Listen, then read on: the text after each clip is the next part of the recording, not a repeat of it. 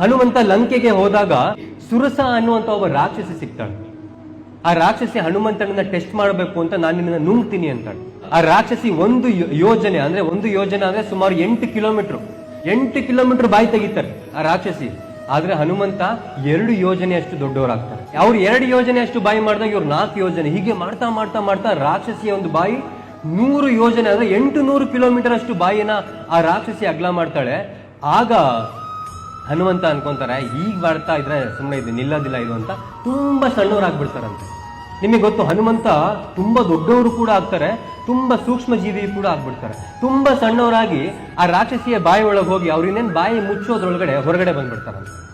ಇದ್ರ ಮೂಲಕ ಹನುಮಂತ ಏನ್ ಹೇಳ್ತಿದ್ದಾರೆ ಅಂದ್ರೆ, ಯಾವಾಗ ಶಕ್ತಿಯನ್ನ ತೋರಿಸುವಂತಹ ಸಂದರ್ಭ ಬರುತ್ತೋ ಆಗ ನಾವು ದೊಡ್ಡವರಾಗ್ಬೇಕು, ಯಾವಾಗ ಬುದ್ಧಿಯನ್ನ ತೋರಿಸುವಂತಹ ಸಂದರ್ಭ ಬರುತ್ತೋ ಆಗ ನಾವು ಸಣ್ಣವರಾಗಿರ್ಬೇಕು ಅಂತ.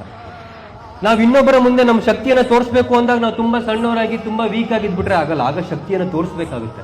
ಆದ್ರೆ ಇನ್ನೊಬ್ಬರ ಮುಂದೆ ನಾವು ನಮ್ಮ ಬುದ್ಧಿಯನ್ನ ನಮ್ಮ ವಿವೇಕವನ್ನ ತೋರಿಸ್ಬೇಕು ಅಂದಾಗ ನಾವು ಅಹಂಕಾರದಿಂದ ಇದ್ರೆ ಆಗೋದಿಲ್ಲ. ಆಗ ನಾವು ತುಂಬಾ ಸಣ್ಣವರಾಗಿರ್ಬೇಕಾಗುತ್ತೆ, ವಿನಮ್ರರಾಗಿರ್ಬೇಕಾಗುತ್ತೆ ಅನ್ನೋದು ನಾವು ಹನುಮಂತನನ್ನ ನೋಡಿ ಕಲಿಬೇಕಾಗುತ್ತೆ.